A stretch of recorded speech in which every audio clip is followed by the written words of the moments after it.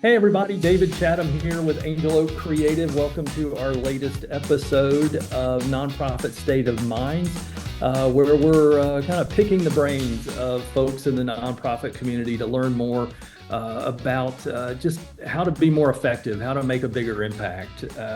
One of the areas that I have a certain passion for and experience with for a long time now is media relations. And I couldn't think of anybody better to ask to speak to this than veteran reporter, podcaster, journalist, author, and the list goes on, Amanda Lamb. Thank you for being here, Amanda.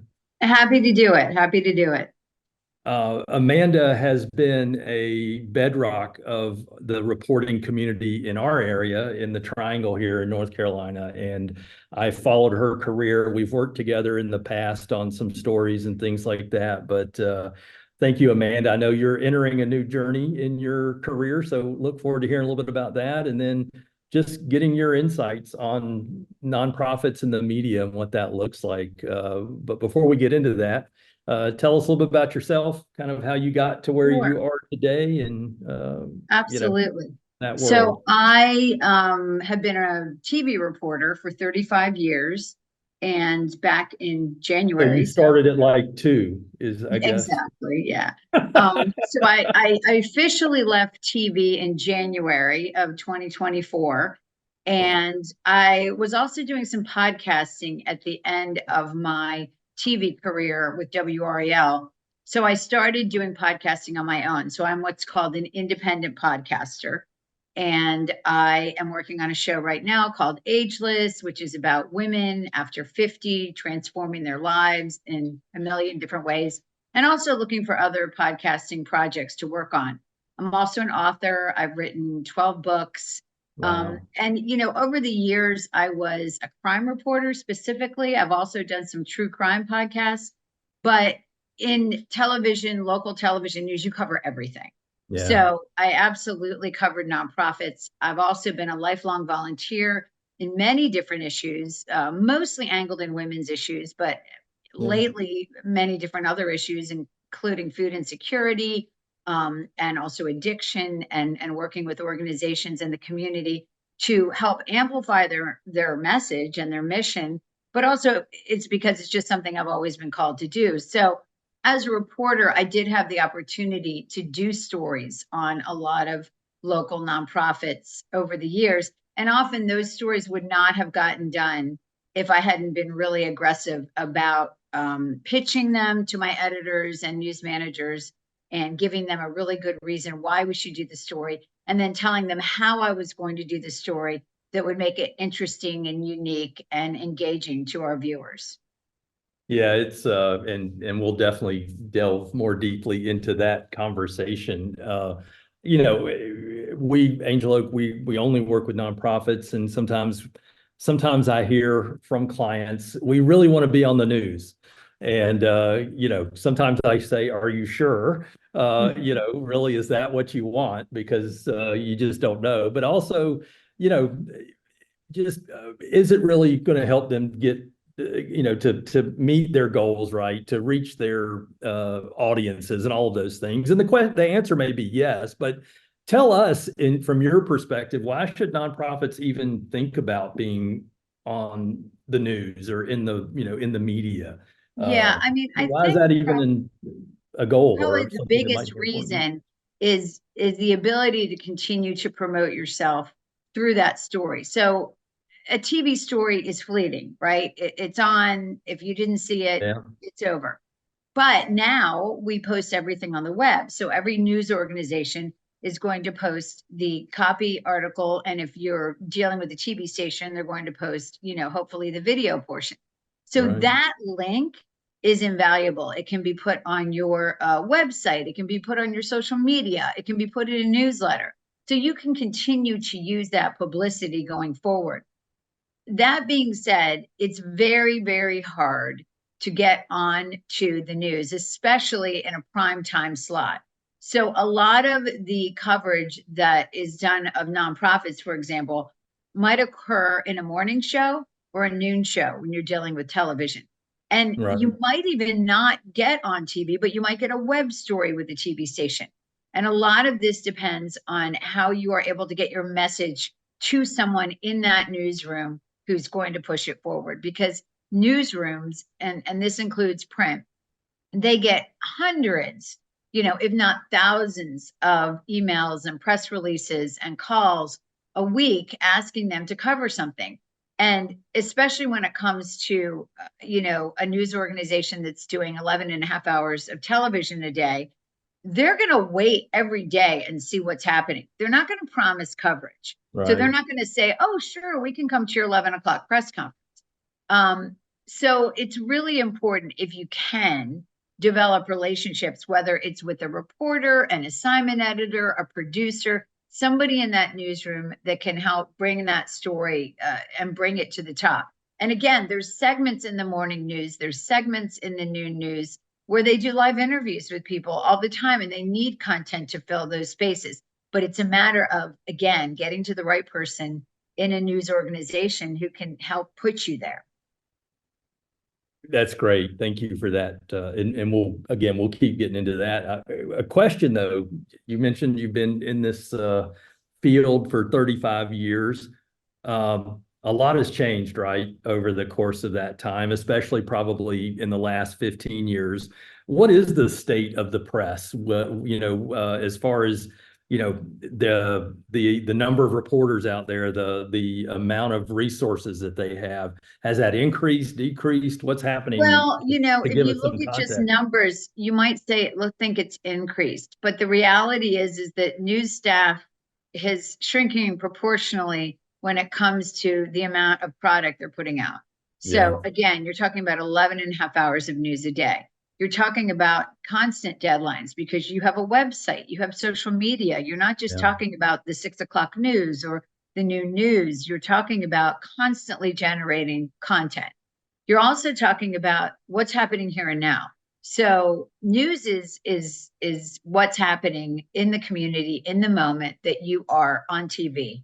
And so the problem with what we call evergreen stories, which are feature stories, is that they're the first stories to be cut. So yeah. you may do a story with a news organization, and then there's a big car accident that day that ties up the Beltline for hours. That story is going to go by the wayside. Now, it doesn't mean it's not going to air at some point or appear on the website at some point. But what it means is that it is not going to get the same treatment or attention that it might have gotten on that day if the car accident had not happened. So it's very, very tricky to get news coverage. I would say generate your own coverage. In other words, you're trying to share your message, whether it's audio, video, copy, do it on your social media, do it on your website, do it in a newsletter. And yeah, if you can get that connection with a news station or a newspaper, sure, by all means, put yourself out there. But the reality is you can't count on that. So Right. given that you can't count on that, I would generate your own content that will then hopefully continue to spread your message to the people in the community who want to know what you're all about, what you're doing, and who you're helping. Yeah, I mean, we've been in this market together for a long time, and I can remember a time when I had a list of reporters that I could reach out to that was 10, 15, editors and reporters, and today that number is probably five. That Yeah, I and that again, it's not their fault, but the reality is no, if they walk into a meeting and say, "Oh, I want to do a story on this nonprofit today that's, helping people with whatever it is, housing insecurity." right, There's going to be 10 other stories that reporter probably has to do first yeah, because there are pressing needs and they're going to do the story of the day before they're going to do, again, what we call an evergreen story. yeah, So, to dovetail into that, the best way to pitch a story from a nonprofit is to pitch something that's unique, to pitch yeah. something with a heart. A press conference is not a story. A big check donation is not a story. A story People love is, some big checks though, so yeah, but the but they reality just is shouldn't that count on getting coverage for it. it's getting coverage is the key, what we're talking Right. about. And so the reality is you need to have something really unique and interesting, and you need to show where are the dollars going. In other words, if I write a check to you or give you money, I want to know that that's going directly to help people, and I want to know how that's happening.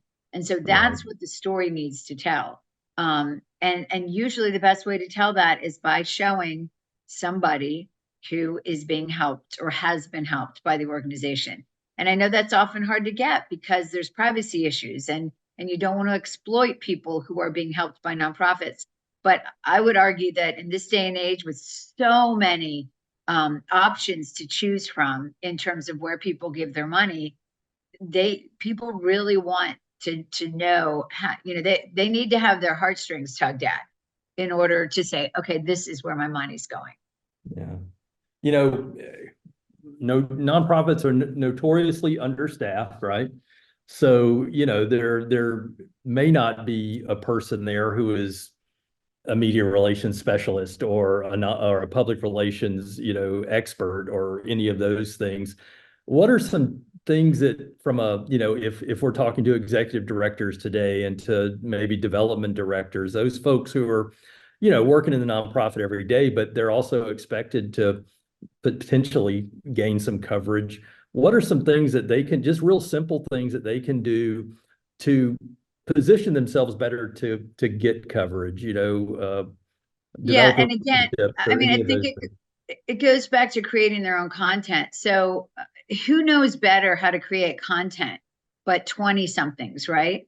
I would urge nonprofits to get interns to specifically focus on content, Mm, um, focus on creating their social media, creating short videos, testimonials, whatever it is that can share their message. It used to be that nonprofits had to go out and buy a very fancy video, and that was their message, and that video stayed on their website for a year or longer.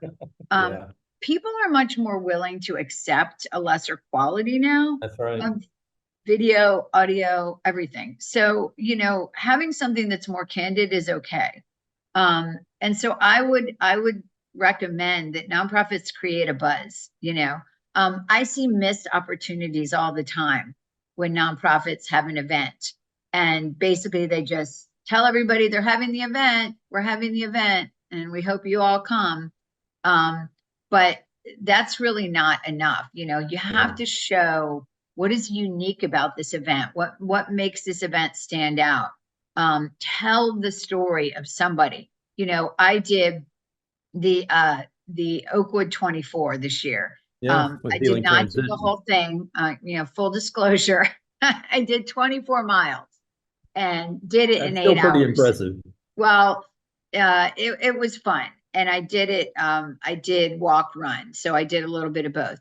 But what I learned from that event is that everybody in that event had a story.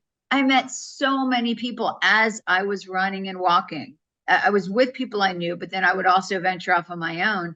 And I met so many people, parents, spouses, children, brothers, sisters, all of these people who had been touched by addiction and Yeah, and and really believed in the mission of recovery at Healing Transitions. And every single one of those people could have been a story. In other words, you could have taken, with their permission, making a name up, Mary and John, and you could have interviewed them, and then you could watch them running, or you could walk with them, you could talk with them while they're moving, and say, tell us about why you're out here. Why is this important to you? This is a crazy thing, a 24-hour walk right before Christmas. Why are you doing this? And, they'll tell you, I mean, obviously, again, with their permission, why this is important to them. And that's the kind of stuff that you can put on your content. You can sell to a media outlet. When I say sell, obviously you're pitching the story, but you right. got to do that in advance. It's Yeah, not going to happen day of. yeah, You're not going to get a crew coming out there. They're going to be in and out. They're just going to be like, okay, who's the organizer? Okay, do you have a press release with the details? And you're going to get this much time on the air. right. So what you need is 2 weeks prior, you need to say, hey, we've got a family. Let's say there's 3 media outlets coming. Don't give them the same people. So they don't Right. have the same story. Get 3 families or 3 individuals or 3 couples. You can walk with them and talk with them, and they'll tell you their story. Yeah. Now, again, they still don't have a lot of time, but that is a much more compelling way to get the story out than to just, okay, here's the organizer, here's the press release, Right. you're going to get much better coverage by pre-planning the personal angle of your story and selling it, Yeah. pitching it to a The newsroom. Oakwood 24 is an event that traditionally gets some coverage. I mean, it usually Yeah. gets at least 1 or 2 crews that come out, and they do provide access and they do provide that. So I think that's that's a great example of how it can be done effectively.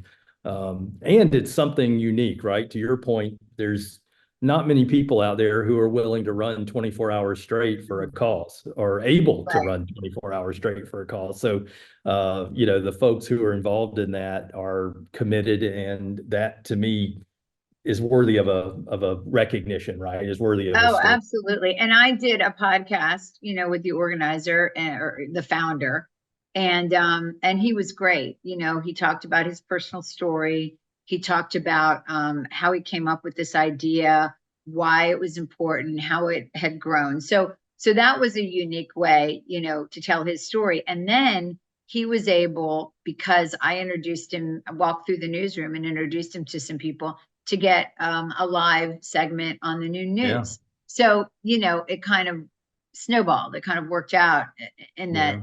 they got some really good coverage. But again, I would urge the nonprofits and whoever they're working with in terms of PR, whether it's in-house or, they're hiring an agency, to come up with those angles in advance. And when you talk to that newsroom, say, hey, look, here's an idea. If they want to come out, and walk with this person, we know they don't have a lot of time, but this person has a really compelling story. So there's just ways, I think, to make it more compelling, because you're also in this market and in most TV markets, you're not going to get you're going to get young journalists, and you're Yeah. going to get journalists who are just running and gunning. They're going from one story to the next. So again, if you want your story to shine, you need to make that happen. Yeah.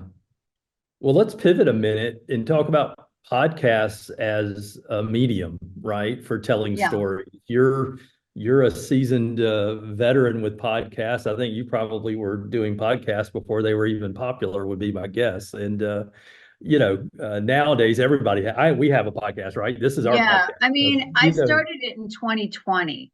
And the Yeah. reason that we started it at WRAL was because we wanted to do some things that were more in depth. So we did 3 true crime podcasts. One was called Follow the Truth, and that was about the reinvestigation of the murder of Michael Jordan's father, James Jordan. Yeah. We also did one called What Remains, which was about connecting the remains, unidentified remains being held by the state initially, and then we worked into other places with missing and murdered people.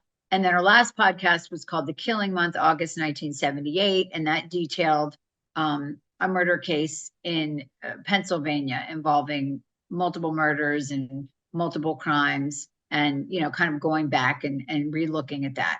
So what I learned was that there is such a depth when you're doing podcasting that you just can't you can't have in a 2-minute TV story. You can't have in a couple paragraphs on a website. And it's also very natural and authentic. Before I left, I was doing a show at WRAL called The Daily Download, where Yeah. I developed this show and I made it an interview show, and I was producing it and hosting it and writing it. And basically, I was interviewing a reporter every single day about a story that was in the news. So I kind of took that thought process and put it into my new podcast, Ageless, because I really believe that when you just sit down and talk to people, you find out interesting things, and Yeah. they have interesting things to tell and interesting stories. And over the years being a reporter, there were so many times where I interviewed people that I learned interesting things about them that had nothing to do with the story and never made it into the story. But the beauty of a podcast is that you can kind of go down those rabbit holes, if you will, and allow a little bit of breadth and depth. And it sounds, it's authentic. So I would argue that organizations, whether they're nonprofits or companies or whoever they are, if they're trying to sell something, if they're trying to get, a message out or their mission out, podcast is a great vehicle to do that. And the key is that it can't be scripted. It can't sound forced. It has to be authentic. It can't sound like a commercial. Right. And the best way to do that is to have somebody, put it together who is a journalist and knows how to make how to make it authentically, Yeah. And you are doing that now. That's another area that you're looking at expanding Yeah, in. I mean, I'm looking to do podcasts in a lot of different areas right now. Like I said, I'm working on my own show right now and have a couple other things in the, irons in the fire. But I believe in the genre, and I think it's just a great genre. And like you said, everybody has a podcast. Well, it's just like anything in life. When I started writing books, people said, well, anybody can write a book. Okay. I wrote 12. I got a 13th on the way. So I think I have written 0. So I think, and I don't say that to be, boastful. I just say that, if you are good at something and you care about something and you're passionate and you work hard at it, hopefully you will get to the point where you're good at it and your content, will rise above other content out there that maybe isn't as, well thought out. That's how I would put it. But I mean, I just think it's a great vehicle. It's a great genre. I liken it to when I was little. I used to have a cassette recorder. I'm really dating myself, one of those where you like push the buttons, right?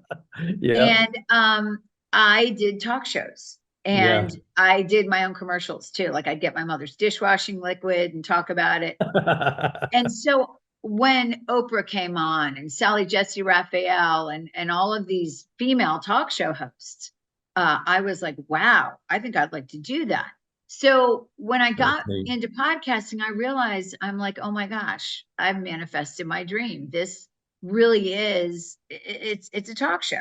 It's asking questions, getting answers, following them up, and, hopefully bringing out the best in that person and that interview so you can get the most valuable content and it's engaging for people to listen to. Yeah. And we've had, we've had a really great experience with our podcast, and we're not setting any records. We don't have tens of thousands of listeners or any of that, but the people that have listened have commented and been helpful in how we can improve and I mean, even a nonprofit, if they find the right platform and the right issue, could have their own podcast, right? I would guess if they. Oh yeah, and I mean the quality varies, but everybody has a computer, and anybody can get the proper software or learn how to edit, and it just depends on what you're looking for. But yeah, anybody can have a podcast, absolutely. But I do like your rule of everybody wearing green. I think that's a good. You're gonna that was a happy coincidence. So, you're gonna be able to identify the podcast. Can't see our screen, Amanda and I are both wearing green, which is kind of Angel Oak's color. So we appreciate you doing that, even unprompted. So thank you for taking that time. Getting back to kind of the press and what is how important is a relationship? I mean, you and I talked briefly about just there's a lot of turnover still, in newsrooms and all of that. And in many cases, building relationships, I have found has been a little more difficult in the last 5-8 years, whatever, right? Just because of that turnover. But what does that look like? How can a nonprofit start a relationship with a reporter and build on that?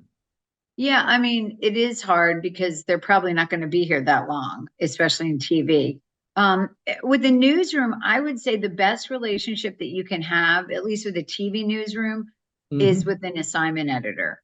Now, tell people what an assignment editor does. Okay, right. So in a newsroom, the first stop that all story ideas go through is the assignment editor. So they literally sit on a desk in the middle of the newsroom.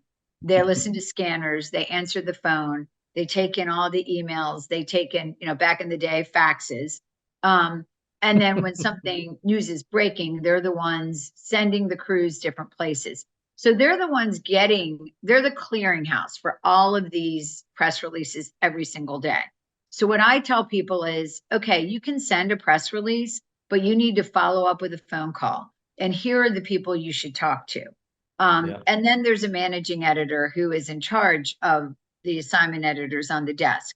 But if you can develop a relationship with an assignment editor, you're able to then call that person and say, hey, so-and-so, just wanted to let you know, we're having this event Saturday. Now, just to let you know too, weekends are tough because there's less staffing. Right. Weekends and nights, there's less staffing. Yeah. And you never want to schedule something close to a news show, because sometimes I think people think, oh, I'll set it close to the 5 o'clock news and then it'll be on the 5 o'clock news. But it doesn't work that way, because unless you're taking it live, and it would have to be huge to be taken live, they can't turn it around fast enough. So setting something close to a newscast is a bad idea. But anyway, you develop a relationship with an assignment editor and you keep them up to date and you give them credible stories. In other words, don't burn them. Don't call them every single time you're doing something and think they're going to go, wow, that sounds great, because then they send somebody one time and it's not good. They're going to remember that in the future. So only bring to them the things that you can deliver on. And yes, you can develop a relationship with a reporter, but the way it works is every morning there's a meeting. The assignment editors, the news managers, the reporters, and the producers come in and they talk about story ideas. The reality is unless somebody is really bold and confident, they're not going to pitch a feature story in that meeting, because again, they have to come in with lead stories that can lead every newscast, the news of the day, and most of the time they're going to be assigned. So you can't really rely on a younger member of the media to be pushing your story forward in that kind of environment, if that makes sense. The assignment editors, at least in the WRAL's newsroom, are seasoned journalists. They've been there a long time. So they're people that can come to the table and say, hey, there's this thing happening today. We think it would make a good story. But again, be aware, there's a lot of things going on. And what often happens with these stories is that they don't even send a reporter. They just send the photographer. I was at, like I said, the Oakwood 24, and a crew came from the station I used to work for. And I mean, they were in and out. And I asked them if they needed help connecting. They said they did not. I have no idea what else they had on their plate that day. Right. But it was a very quick, story.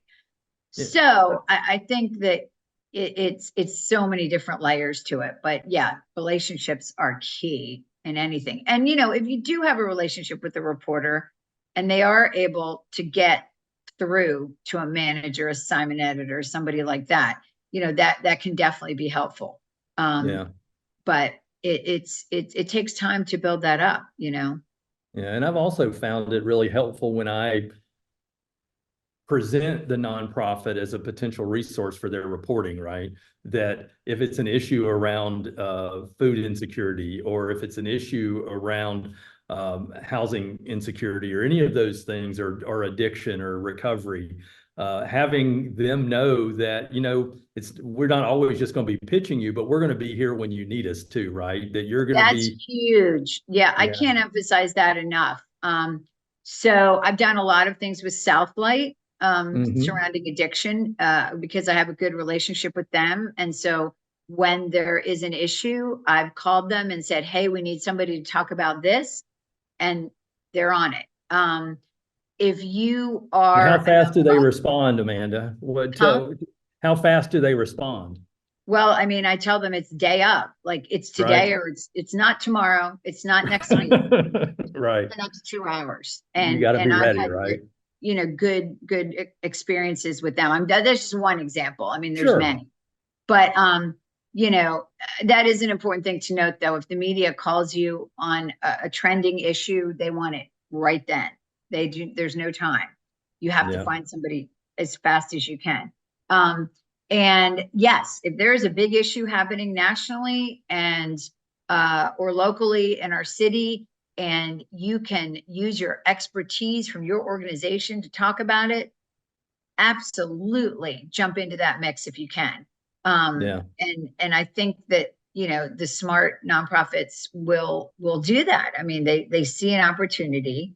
A Place at the Table had this opportunity with the Kelly Clarkson show, that they were on the show, which was a big deal for a local nonprofit to be on this national show.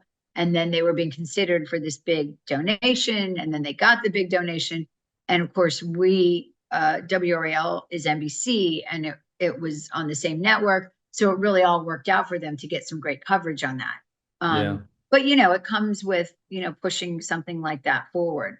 I would say I can't stress enough that if there are issues happening in our city, in the world, in your community, and your nonprofit has an expert that can talk about that. A lot of times I'll call and I'll say, well, do you have a client that we could talk to? And they'll say, oh, we can't do that. Well, here's an idea. A lot of your volunteers, they're former clients or people that have dealt with whatever the issue is, and they are more than happy to promote your organization, whether it's a volunteer or an employee. And I found that over the years that so many organizations are staffed by people who used to be clients. And so now you can say, well, 10 years ago or 5 years ago, I was in this situation and now I'm working for them. And let me tell you how they changed my life.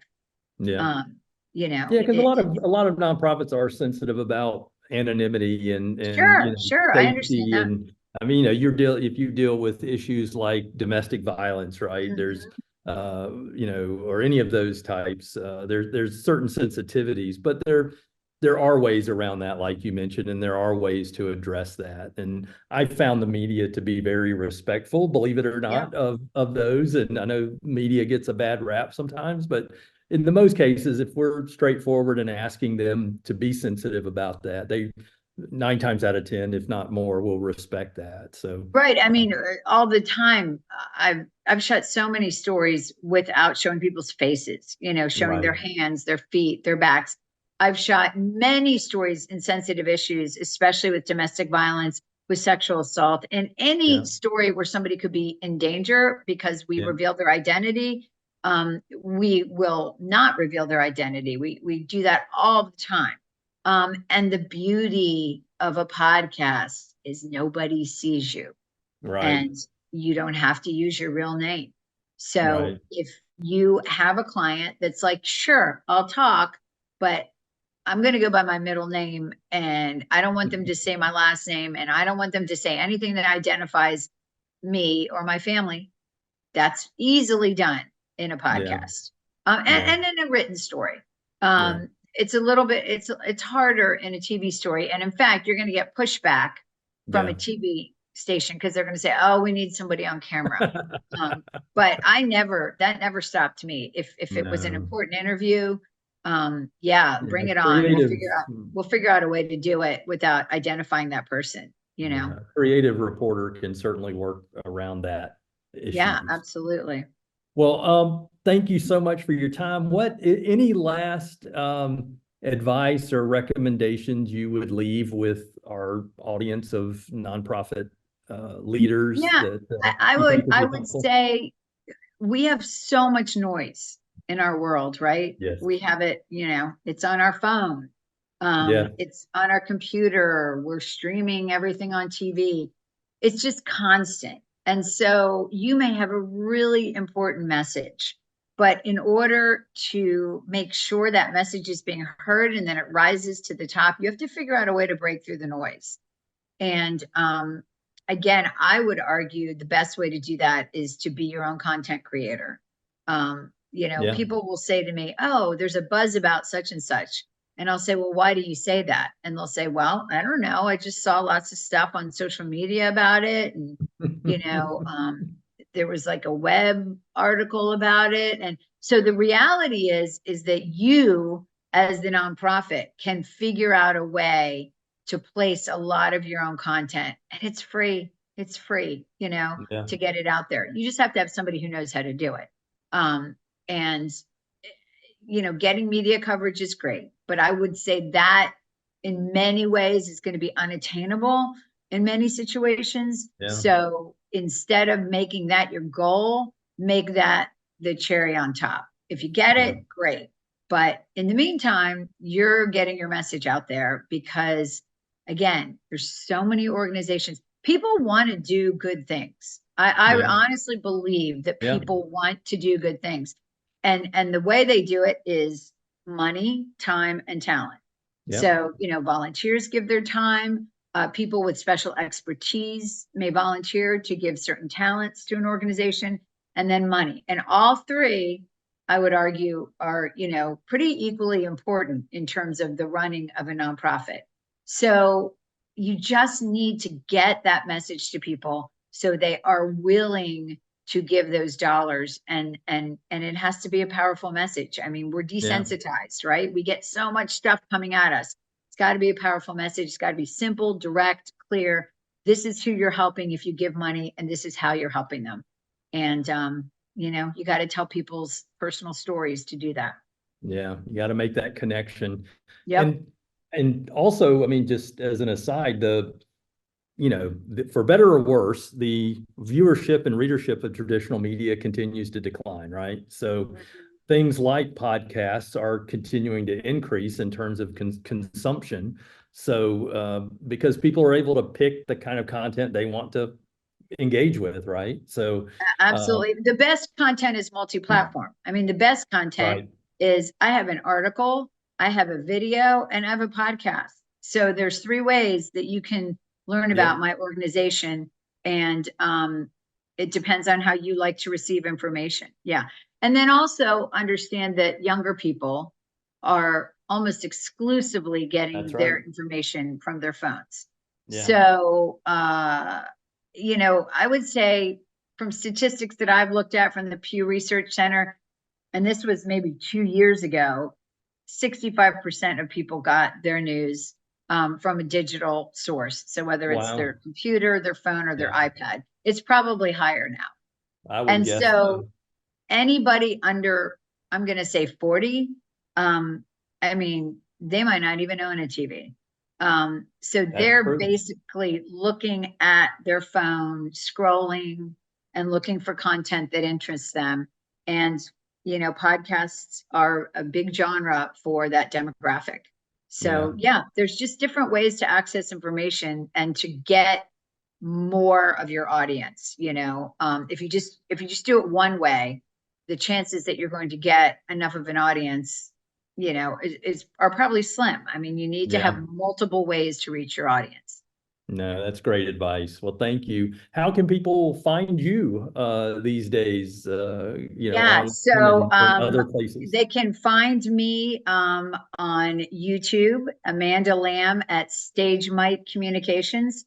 They can find me on Facebook at StageMight, which is StageMight as opposed to stage fright. And I still have my WRAL social media, so they can find me under that on Facebook and Instagram. And then my podcast is on all major platforms. It's called Ageless: Opening Doors with Amanda Lamb. You can find it on Apple, Spotify, iHeart, all the major platforms. And if you like it, please follow me and continue to listen to the show. We've got some good stuff coming up. This week, I have an FBI agent, former FBI agent. So lots of really interesting women who've done some interesting things. Well, I've actually listened in on that podcast, and it is, even as an older gentleman, it is interesting because I think it applies to just the whole issue of getting a little bit older and figuring out what you want to do when you grow up, right? So. Absolutely. I'm still working on that. So let me know if you figure it out. Right, exactly. Well, Amanda, thank you so much for being here and all that you do to help nonprofits. Thank you for just serving our community for so long. It's been great watching you over all these years. So thank you. Thank you to those who listened today. Appreciate that. Listening to our Angel Oak Creative Nonprofit State of Minds podcast. Other episodes, we're in season 2 now, which is exciting. And certainly check out angeloakcreative.com if you'd like more information about us. So Amanda, thank you. Look forward to staying in touch and seeing you, hearing you and seeing you in all the great places. So thank you. Thank you.